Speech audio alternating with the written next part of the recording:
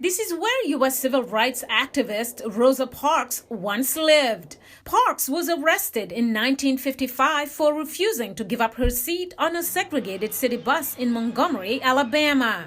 The incident led to boycott of city buses and ultimately a Supreme Court decision that declared segregated busing unconstitutional. The case also helped spark a civil rights revolution in America. So, when U.S. artist Ryan Mendoza found out the Parks family home in Detroit was going to be demolished, he decided to act. It was a house that was on the demolition list. The family paid $500 to initially protect the house from demolition, and they asked me, after asking 25 different institutions, they asked me, would I be willing to help save the house? And I said, of course, yes, I would. Now it's on display in Naples, Italy. For years, Mendoza campaigned to bring attention to the home's historic value. The house really tells a story of redlining and housing inequality, and it allows people to understand more greatly why people are so enraged. The upcoming election is not very interesting to me personally, because I think the Rosa Parks House project doesn't speak to a political election, it speaks to America as a whole. And the question is even deeper as to whether Biden or Trump is elected. It goes to, what are we going to tell our children? How are we going to consider memory and history?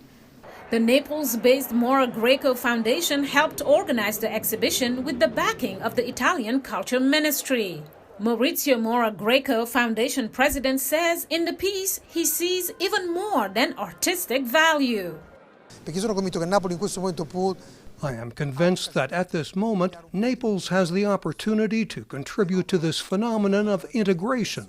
I believe that exhibiting this work here is a gift, but also a burden, because it obliges us to reflect. Parks moved to her brother's home in Detroit from Montgomery, Alabama in 1957 to escape death threats after her court case.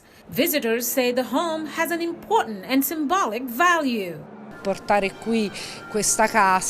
like the fact that they brought this house here. I find it a brilliant idea and also significant from an educational and formative point of view for the younger generation in particular.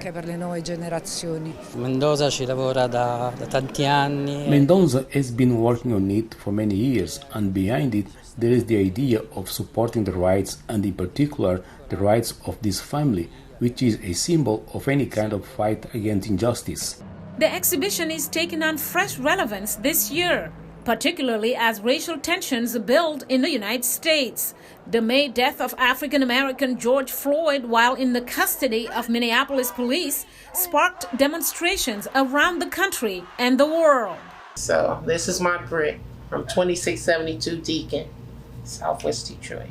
Holding on to a piece of memory, Shalia Macaulay Keys, Rosa Parks' niece, says she would really like the house to be returned to the U.S. one day. Because it's the house I grew up in. That's what I see it as. It's the art project right now. But I just remember it as the place. Walking in the backyard with my aunt, my uncle, my grandmother, picking the vegetables that my father would grow for all of us. Mariama Diallo, VOA News.